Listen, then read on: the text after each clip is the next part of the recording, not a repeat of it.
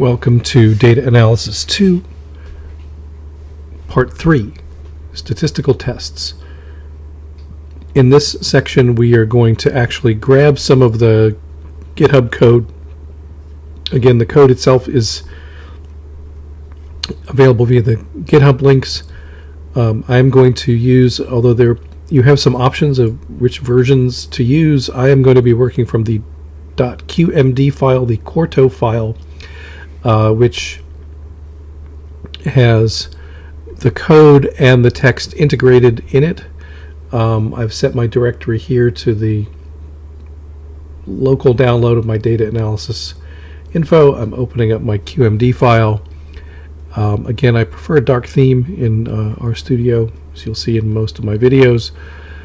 And I'm just going to catch up here by loading the packages we talked about in Part 2 and running those data import steps. I'm going to download the data from the World Bank.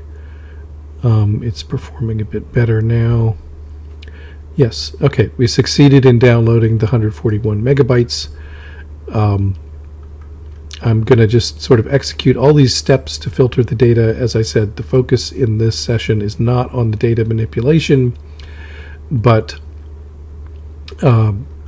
just to generate a realistic sample set of data, right?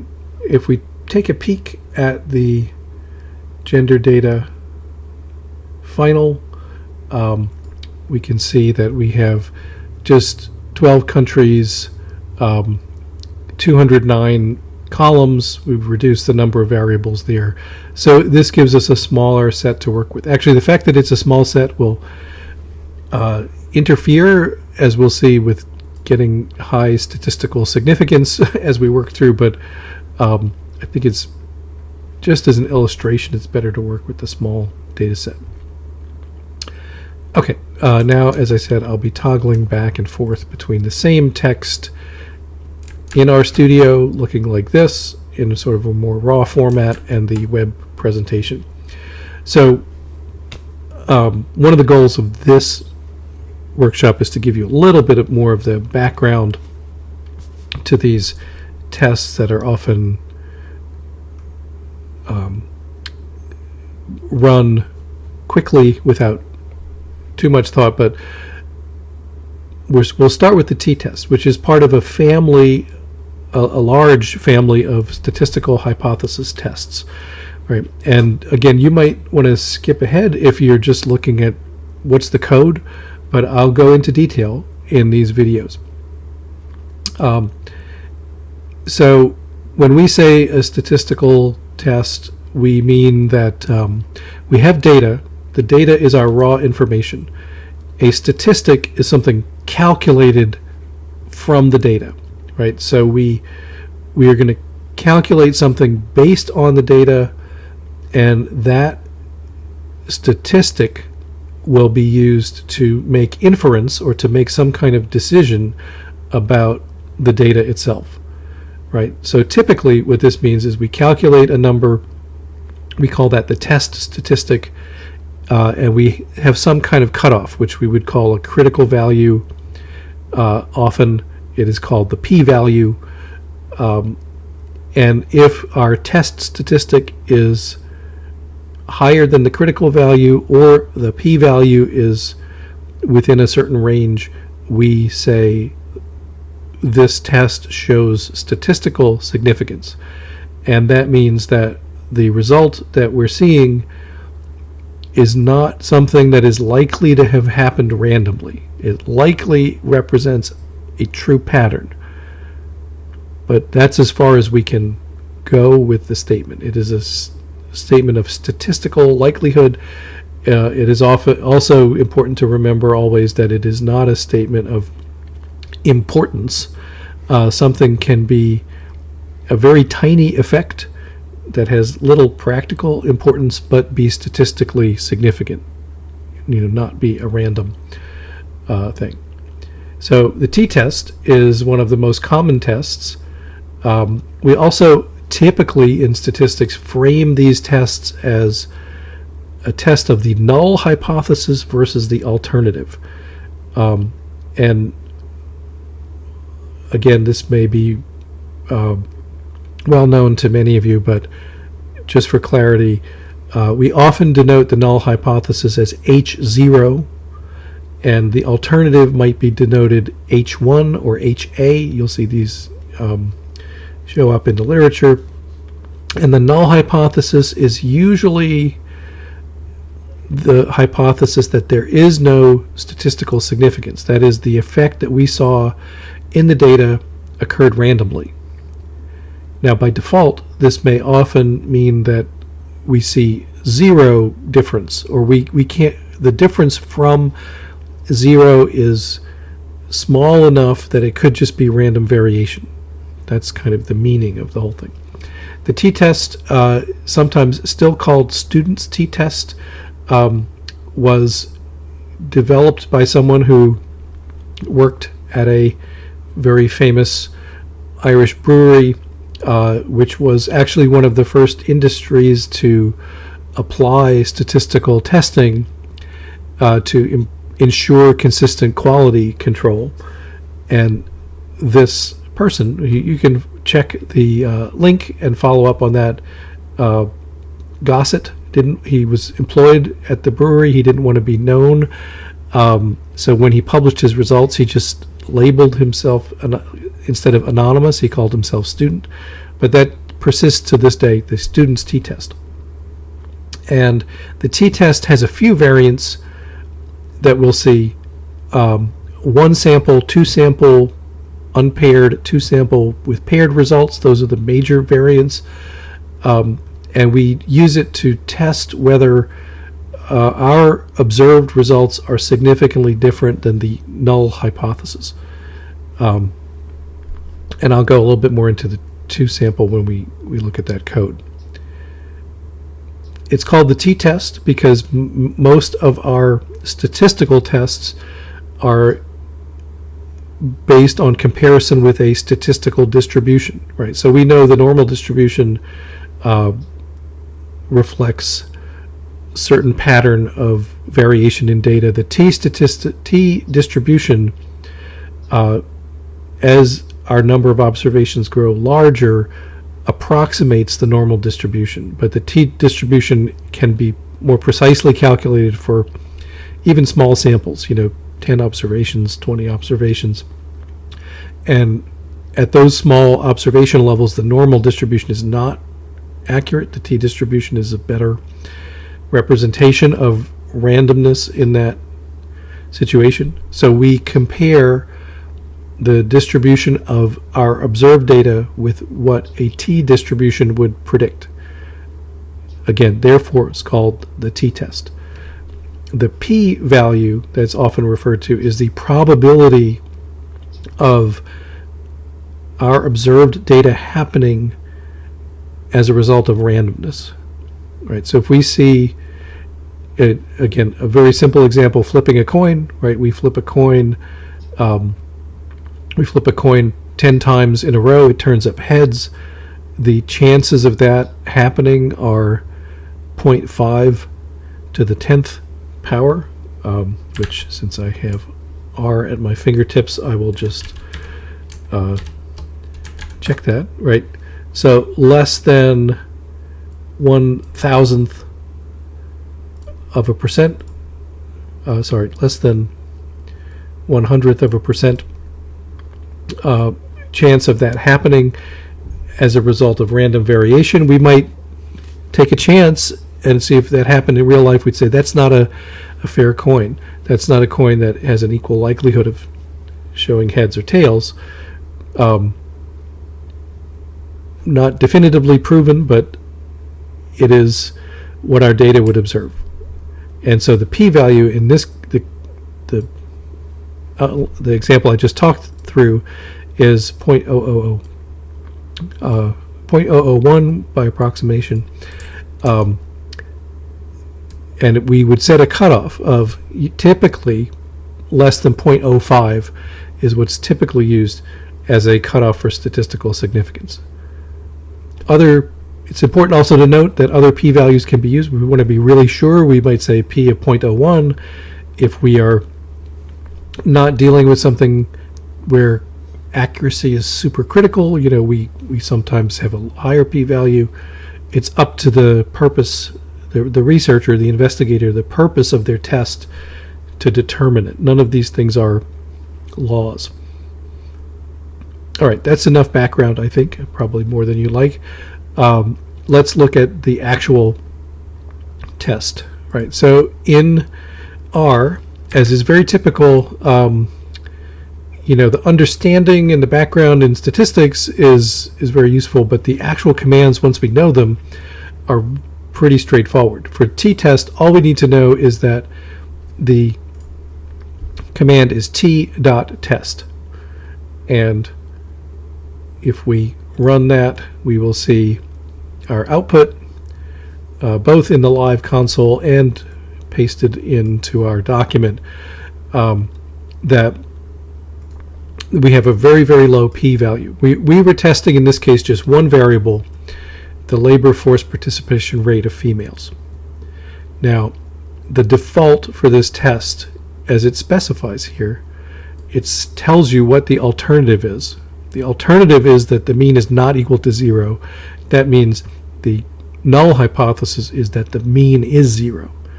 Now, labor force participation is always going to be greater than or equal to 0. In the case of these countries, even if we have just a little bit of female labor force participation, it's greater than 0. So it is not surprising that the p-value is very, very low. We would certainly say nearly definitively, the strongest sense we would normally say in statistics, that labor force participation is greater than 0. We also are provided with a confidence interval for the estimate. So based on the small size of this sample, the estimate in general for countries, like if we were to extrapolate, if we believed that these countries that we had selected were a random sample from the larger group of all countries, we might estimate that labor force participation lies between 48.5 and 69 for the larger group.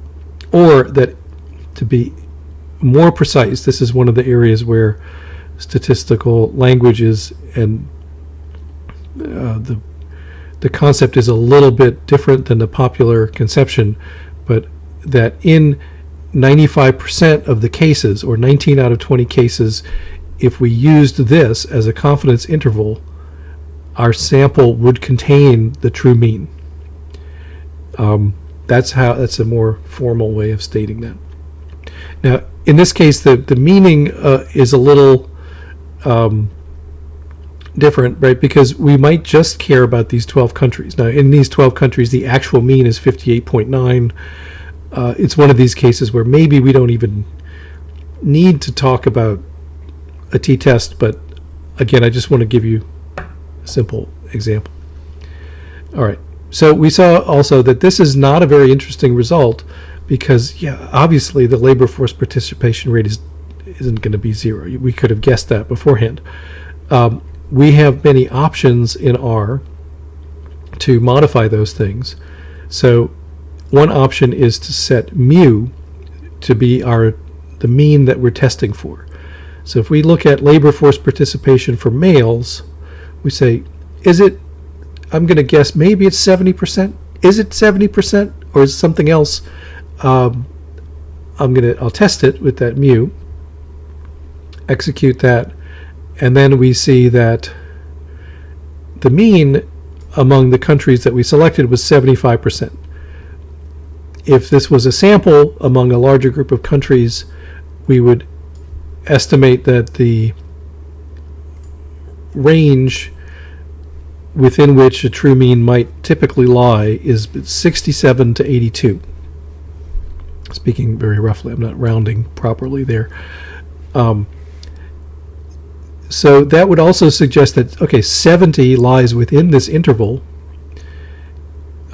maybe we can't rule out the case that for most countries the labor force participation is 70. And that's also, so we can see it in two places, the same implication. We can see it in the confidence interval. We can also see it in the p-value.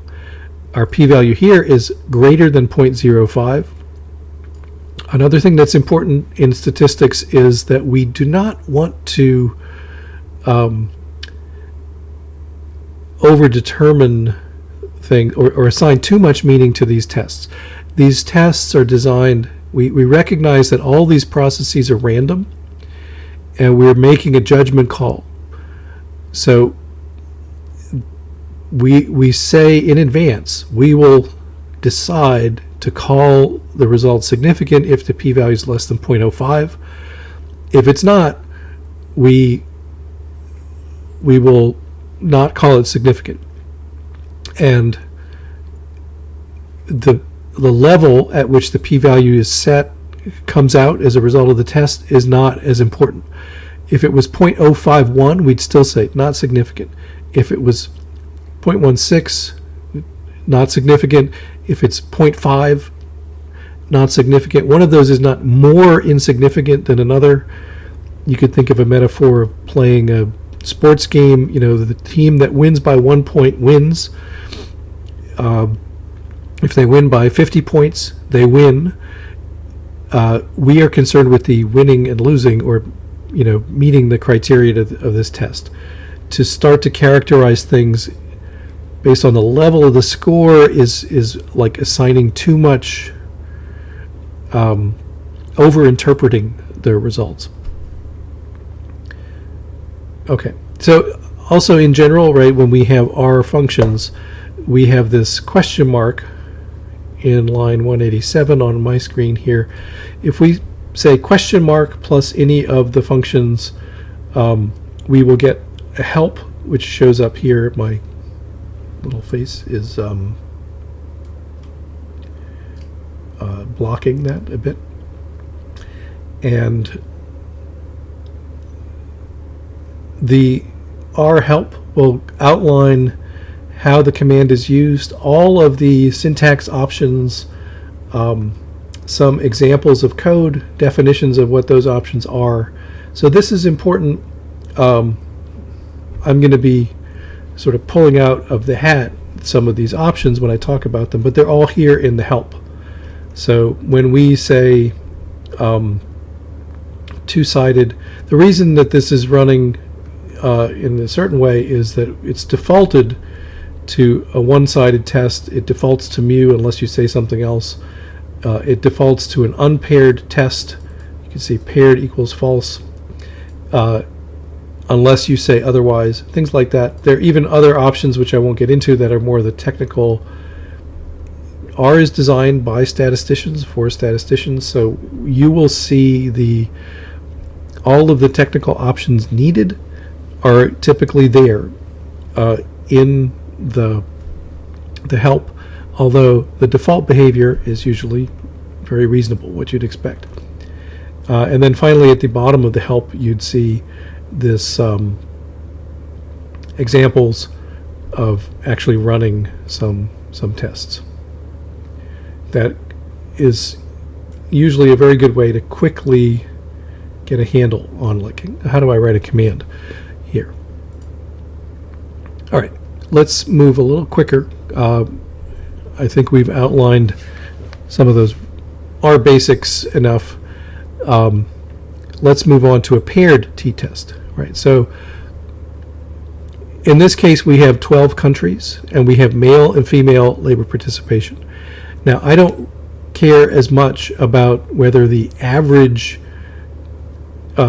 maybe some would. I'm just saying, in this hypothetical example, I'm not interested in the average male versus female labor participation rate, but I want to see country by country, are they different? We normally expect male labor participation to be higher, but is this true in each of the countries in this sample?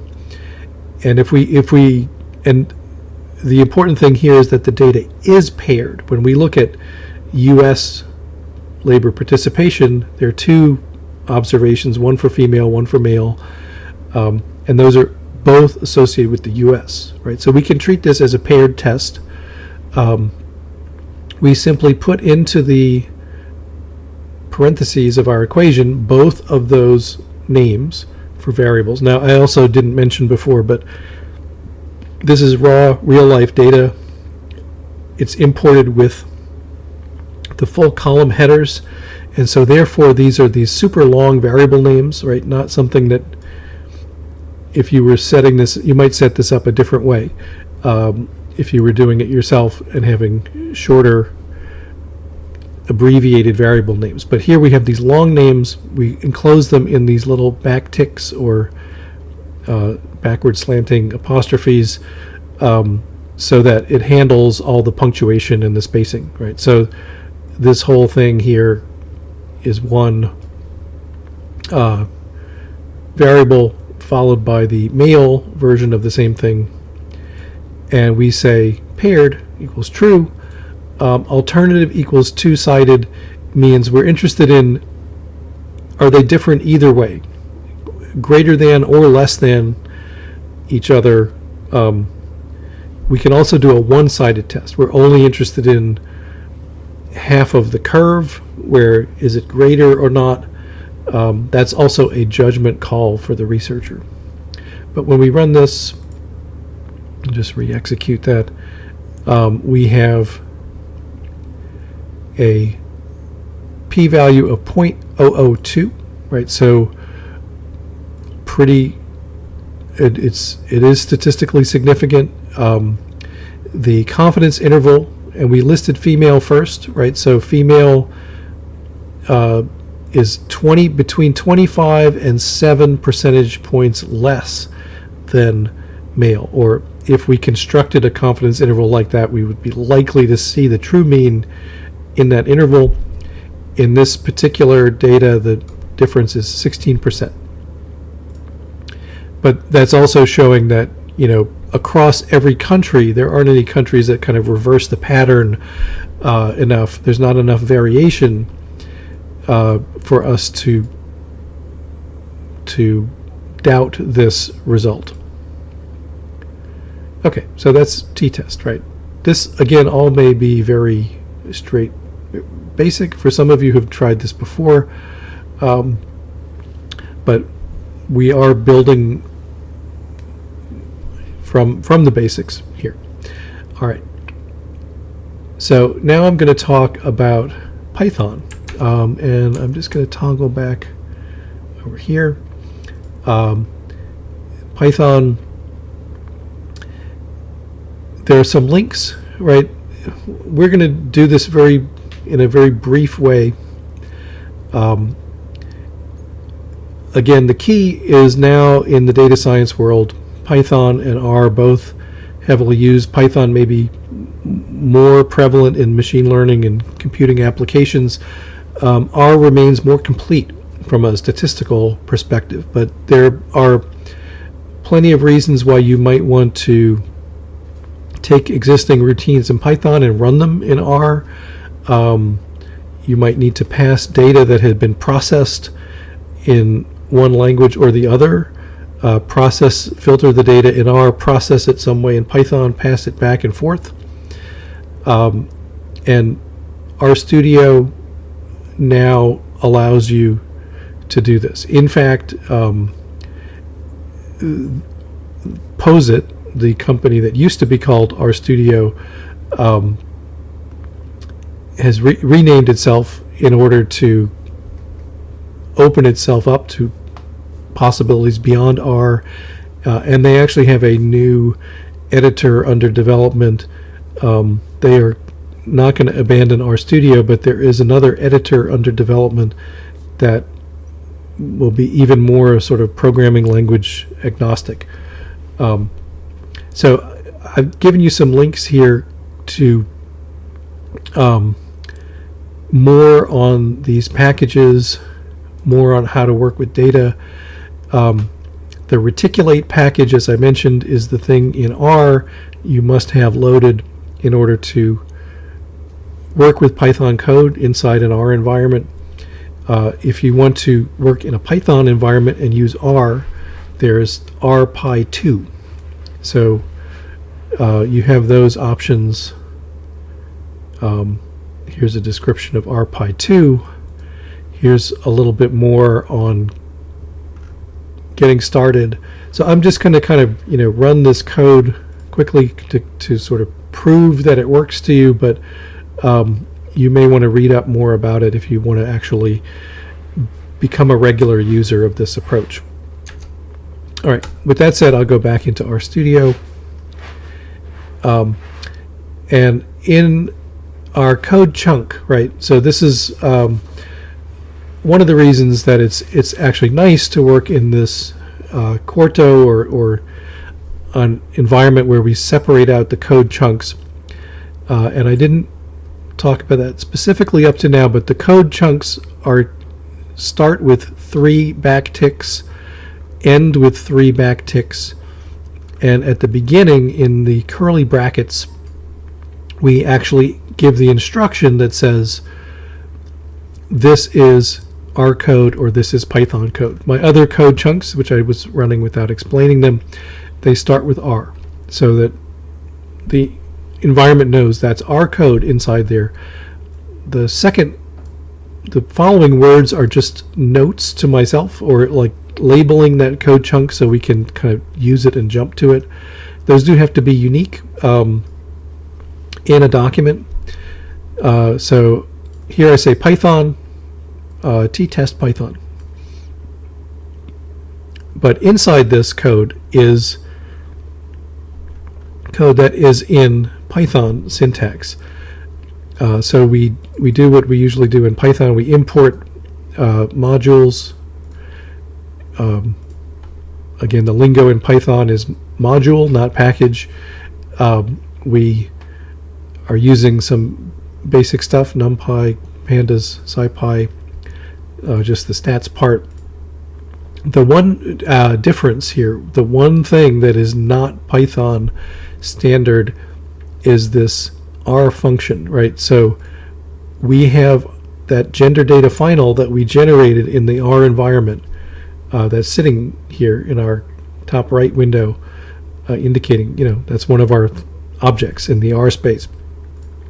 And we need to let Python know about it. So I'm going to call it in the Python space gender underscore Python. This is on line 221 on the screen I'm looking at. And I say that's equal to R dot, and then the name in the R space, gender data final. Once I brought the data in, I do a little extract to grab the labor force participation rate for females, right? So the syntax in that is this .loc. So I from gender Python, I locate this particular variable and bring it in as labor. I set a mean of a mu of 70, and then I compute the statistics I'm interested in with stats.ttest1samp. Right, so one sample t-test in Python for the data labor with a mean of mu. And as is typical in Python, Python is sort of much more geared to programming environment where it doesn't default to a lot of output or any output at all. We have to sort of manually say print to get the things out that we're interested in. So that's 233, 234. We print those. And then there's a test constructed here where if the P is less than our critical value, we actually spit out the text saying reject the null, or if not, fail to reject the null. Right. So we, R tends to have more built-in explanation markings typical for a stats audience. Python is more of a do-it-yourself Okay, so let's just run that. Hopefully that is going to manage. And if that is having some trouble,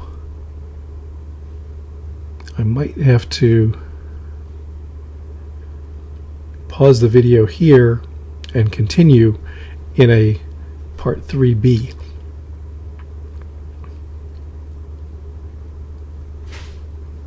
And I think I will do that because I'm having a little bit of an issue.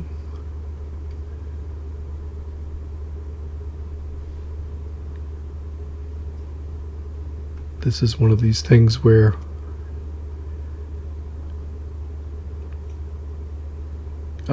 actually this might be useful for us. We did set the environment, I believe.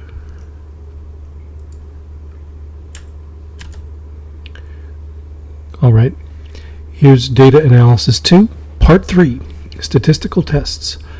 And in this section, we will start using our RStudio environment and actually running some code. So just to remind you that the GitHub site has the actual code files in various formats. I'm going to be using the QMD file, the Quarto Markdown, that I'll use in RStudio to walk through these examples, but you can also go directly to the plain R script with the .r or other versions. So talk a little bit about general background, right? So this is stuff, if you're familiar with this, fast forward, but the video version is kind of a long form where I'll give the full background. So we talk about statistical tests. What do we mean? We basically mean a hypothesis test, a statistical hypothesis test where we take our actual observed data and we compare it to this what if question of what if that data was randomly generated? Does the data look like it has a random pattern, or is it non-random and we can assign some meaning to what we see in the data? We do that by computing a statistic.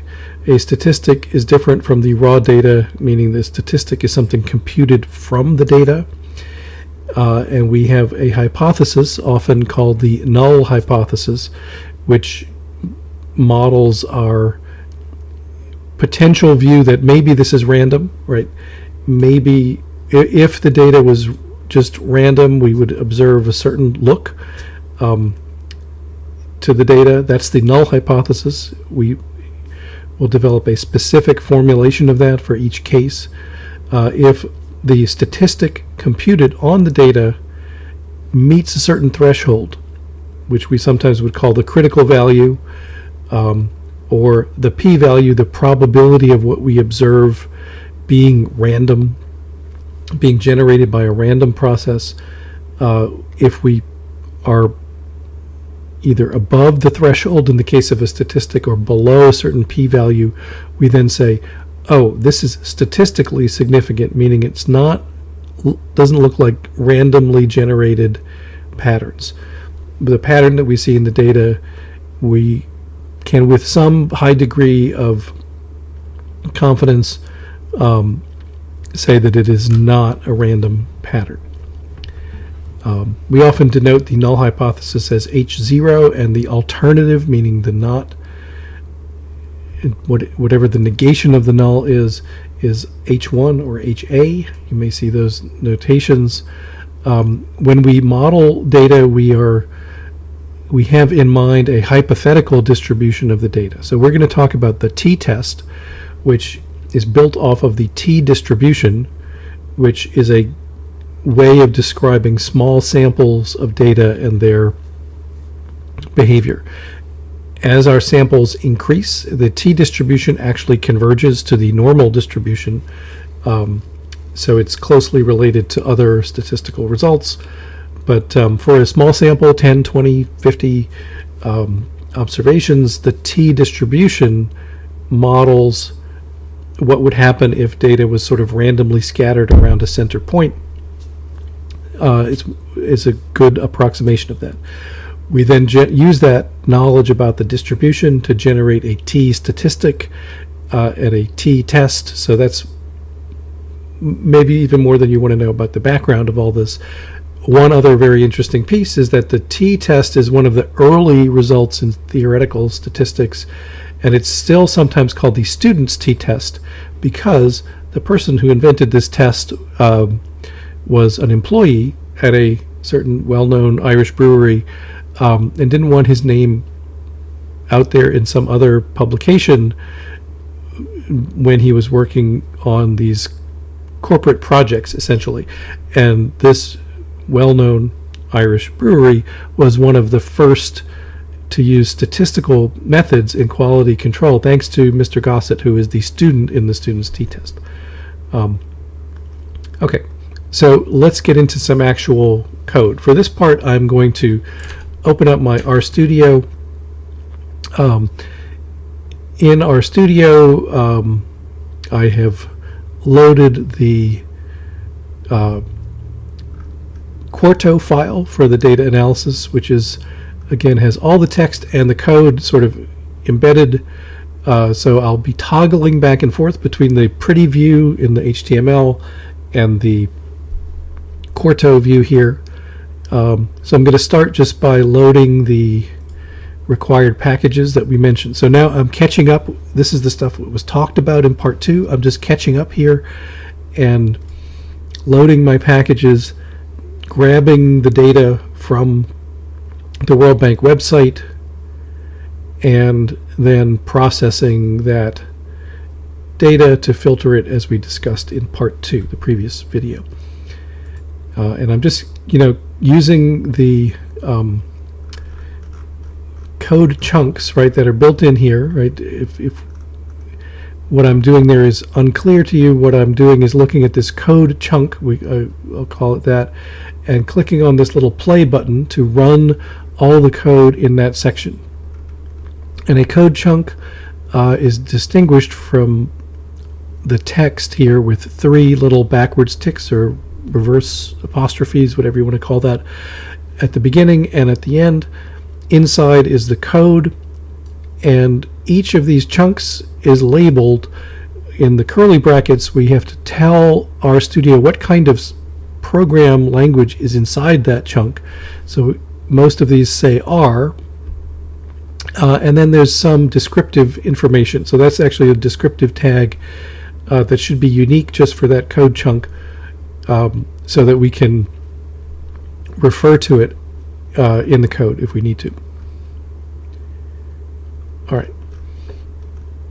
So we've loaded this gender data final. You can take a look at it, and you can see there's 12 countries there, but 200 variables. That's actually significantly smaller than the full gender data set, but gives us something to work with. Actually, we will find that because we only have 12 countries to observe, that we don't have a lot of statistical power, but for this kind of session, I prefer to keep a small data example. All right, so we've talked about briefly about the theoretical background to t-test. R code, R is designed for statistics, and so once you actually get to the point of, oh, I need to run this in R, that part is usually pretty simple. The command for that is t.test. Locating the correct command is, you could either work with the R help system just by clicking on help in the bottom right tab, clicking on the home, using the search here for various concepts, and you can see related packages, we can actually see here toaster, which we're going to use, which has a convenience function that we'll encounter later in the session. And once, or you could be doing some reading or finding some posts on the internet that describe how to do a task. One way or another, we find out that t.test is the command to use, and I'm using these long variable names. Those are just the coming in from the data set. I haven't edited them at all. Because they are long and have spaces and unusual characters, they are also enclosed in the little tick marks, the back ticks. And so in this case, we are simply asking, run a t-test on the female labor participation rate. And when we run that, we get a nice little set of results. The t statistic, that's the statistic that we were saying is computed based on the data. We don't get the critical value reported for any significance level, but it does tell us the p-value is very, very low, 0.000, 8 decimal places. So usual statistical significance is commonly 0.05, so this is statistically significant. The mean labor force participation is 58.9. And the confidence interval, which we could interpret it in this case as meaning if these 12 countries were just a random selection from a larger population, we might expect a range of labor force participation from 48 to 69. It's a little, I'll do a little hand waving about the meaning of the confidence interval in this particular case. But we see one test, straightforward result, but what we're testing is not terribly interesting, is it? We're testing whether the true mean is equal to 0. And rejecting that means the true mean is not equal to 0. So we know that we can't have a negative labor force participation rate, and even 1% of participation is going to push us into the positive territory. So it's not at all surprising that in every country the female labor force participation is positive. We could have predicted that probably without a statistical test, but sometimes we want to test other things, so we have options to do that. The mu is the notation in the t-test for the mean, just from the Greek letter m. And if we say mu equals 70, that will test whether the participation rate is equal to 70 or not. Now in this case I'm testing the male participation, and we can see a p-value above 0.05, a mean of 75.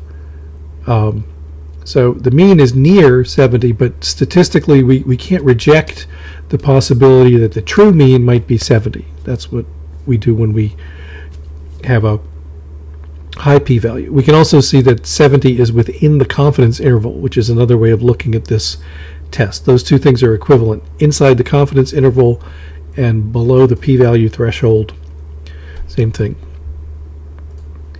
It's important to note that we don't use terminology like, oh, it's close to the cutoff, or it's a really high p-value very far from the cutoff. This is a test. We decide the level that's important to us in advance. We're going to test at the 5% level, meaning a p-value less than 0.05, and we stick to that. We don't reverse engineer it once we see certain results.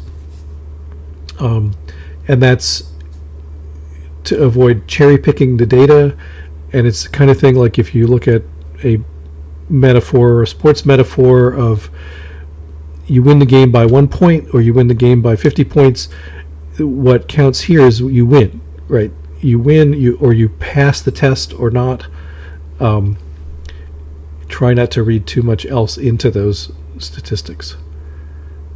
Okay, and another final thing to mention here is, the t-test. We talked about those options, and if we use the question mark in R, that's a quick way to pull up help for something. We could also look it up in the help system, but the help gives us the full specifications of the command, the default values, like the default mu equals 0, the default confidence level.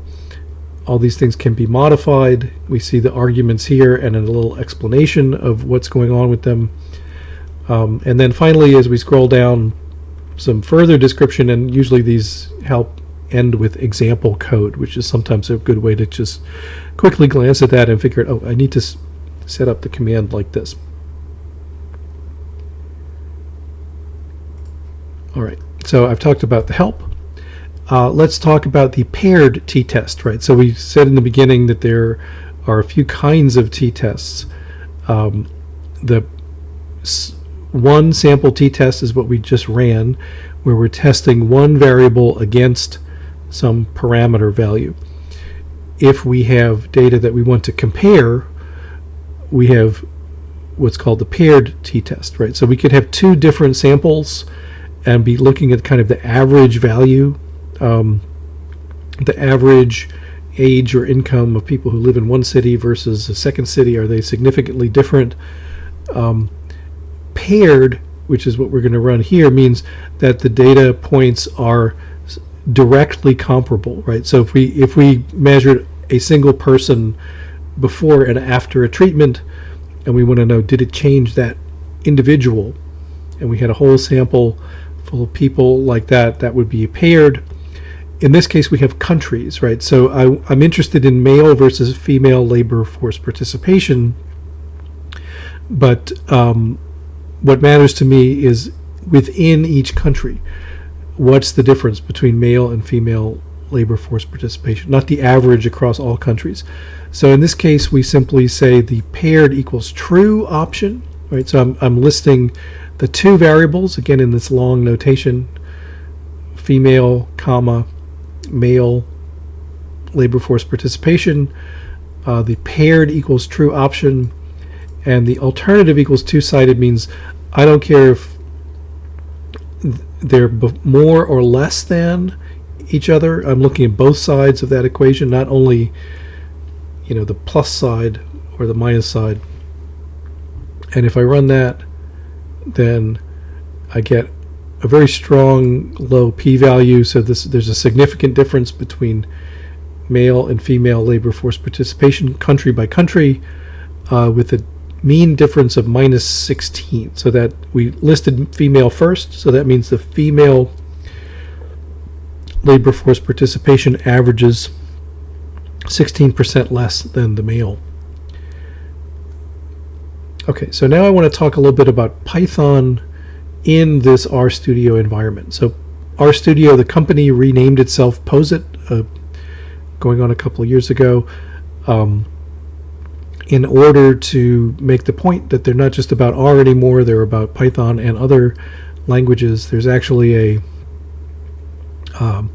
another programming environment under development beyond RStudio that is still in a kind of beta phase. They're going to continue with RStudio though as well, but RStudio lets you run Python code inside an R session, and also vice versa. There is a package. Let me go over here to the links are in the material here on the website.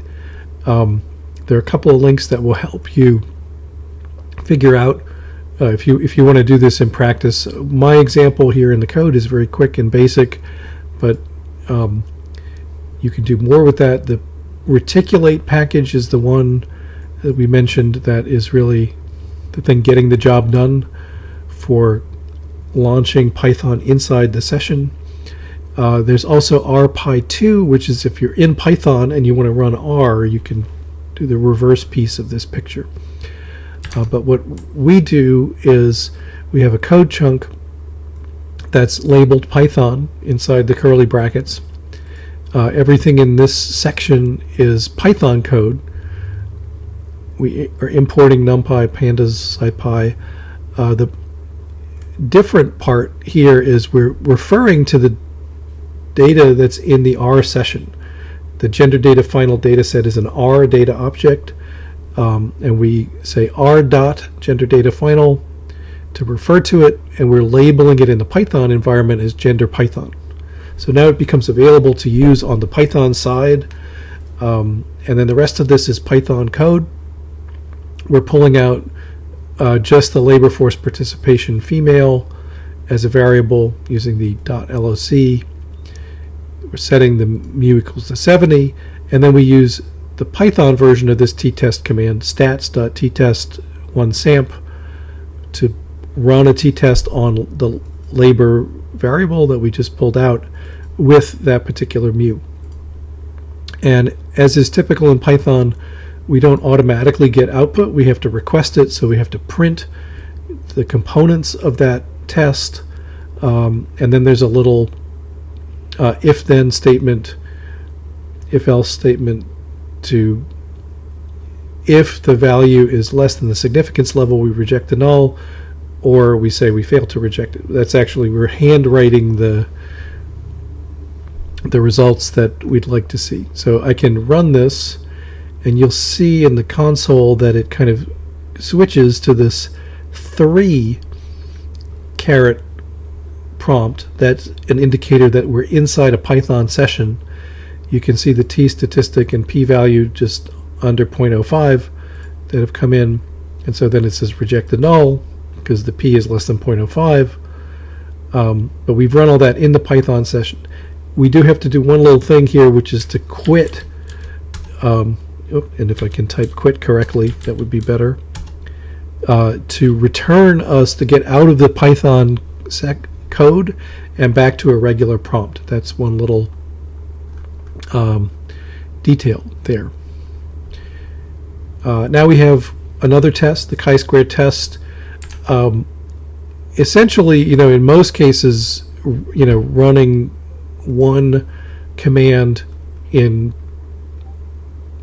R is very much the same as others, right? As long as we find the appropriate function, we search in the help. We can use question mark, 2 question marks to search from the command line, or search on the web. And there are a few book series, which I've linked here, that are quite useful. At Rutgers, we have access to the Springer series. Therefore, it's going to prompt me to log in. And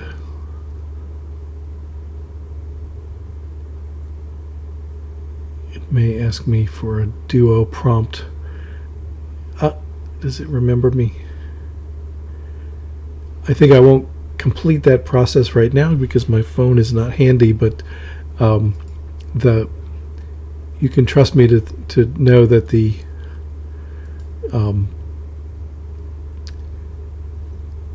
books I'm referring to you are quite interesting.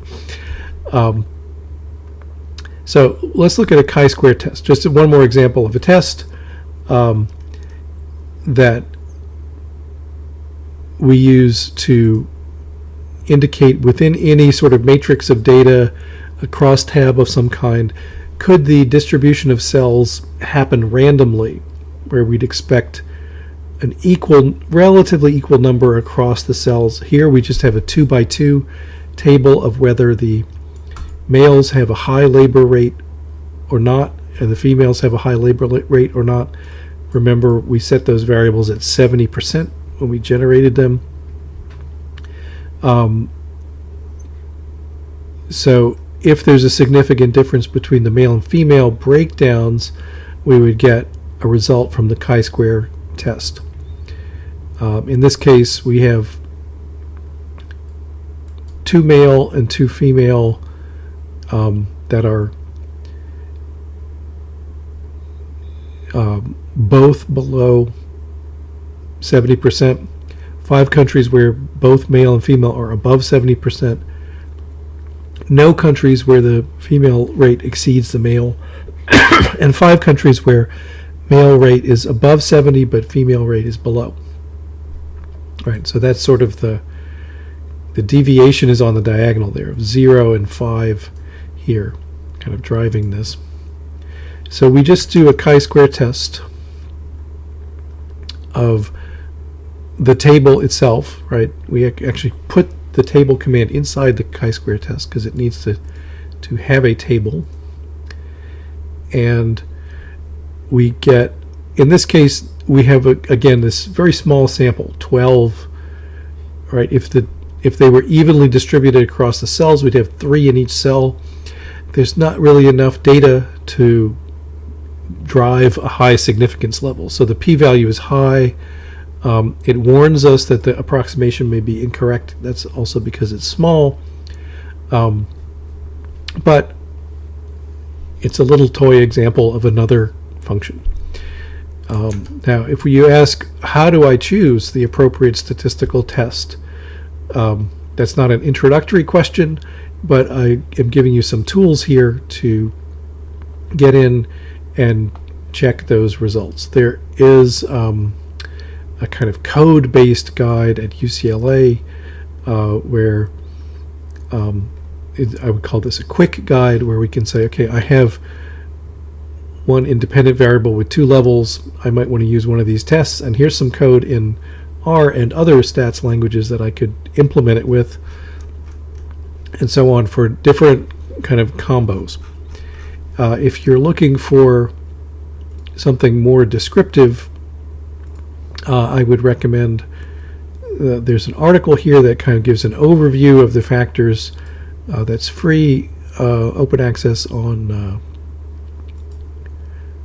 PubMed Central, choosing the correct statistical test. And then through Rutgers, we also have SAGE research methods. So I've linked here to the SAGE research methods guides, which can give you more description of what's going on with those.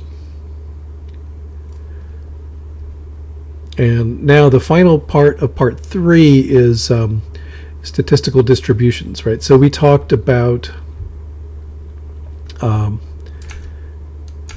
the t-distribution. Chi-square distribution is also based on a chi-square test is based on a chi-square distribution. I just want to point out that R has a wealth, again, being a statistical focused language, it has all the distributions you've ever heard of implemented here. Most of them have this 4-part structure, which I want to explain.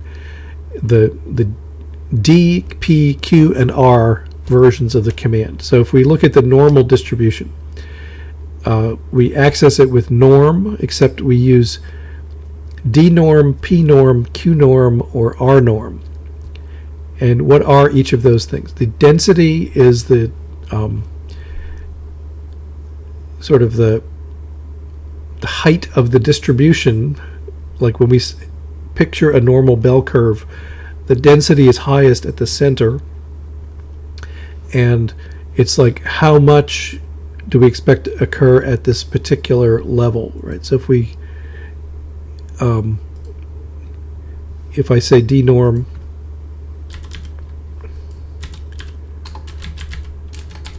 to the density is 0.05. When the standard normal distribution, which has a mean of 0 and a standard deviation of 1, right? So 2 is 2 standard deviations away from the mean. It would have a density of 2, and the density would be highest at 0.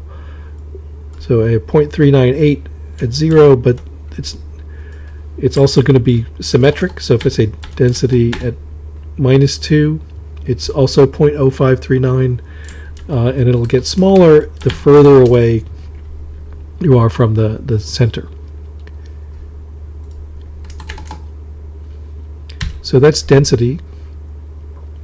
P norm is the cumulative percentage below a particular value. right? So 0 again is the center of a normal distribution, so 50% or 0.5 is less than p-norm 0. When I say p-norm of 2, I'm looking at everything below 2 standard deviations above. So that's actually 97.7% of the data. P-norm of -2 in this case is not symmetric, right? Because that's just the very far left-hand tail. Like other functions, these functions take options, right? So everything we did up to now was the standard normal distribution. But if I want to look at a function that has a mean of 100 and a standard deviation of 20, which is what the kind of old IQ tests were scaled to, I can just put that in as options. Mean equals 100, standard deviation equals 20, and I've got a score of 90. That means that 30.8% of the data would be below a score of 90 if the mean was 100 and the standard deviation was 20. Okay, so that's D, density, P, percentage or cumulative probability. Q is the quantile, right? So if I want to know the quantile value for which 50% of the data is below a particular value, obviously 0.5, the 0 is the center of the normal distribution, standard normal distribution, but I wanted to know what is the 95th percentile. That's anything below 1.64.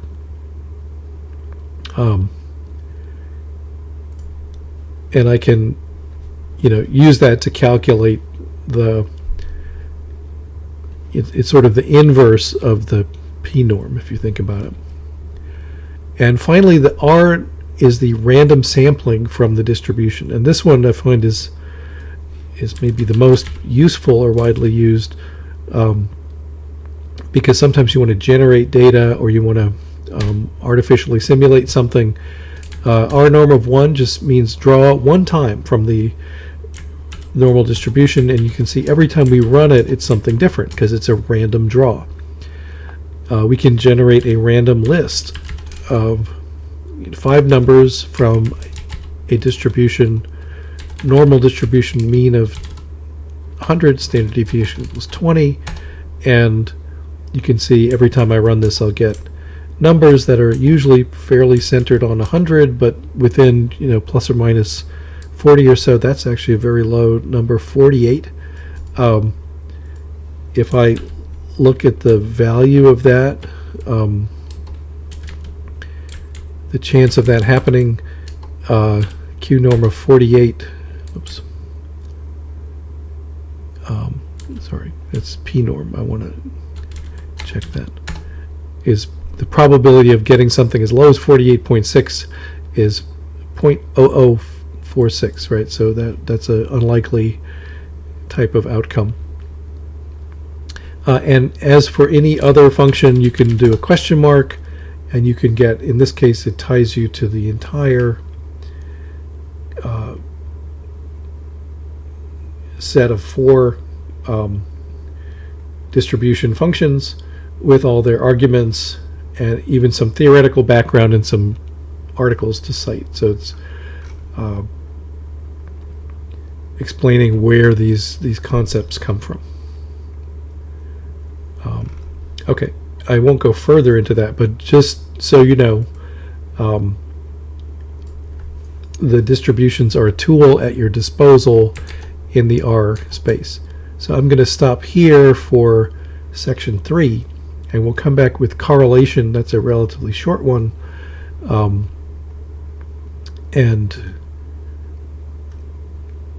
Actually, one final thing in this section is I give you a link to the page on different distributions in R. So if you want to actually look up some of those distribution functions, there's a guide for that. Okay, thanks for your attention. That's a longer section in this group. We'll be back with section 4 in a second.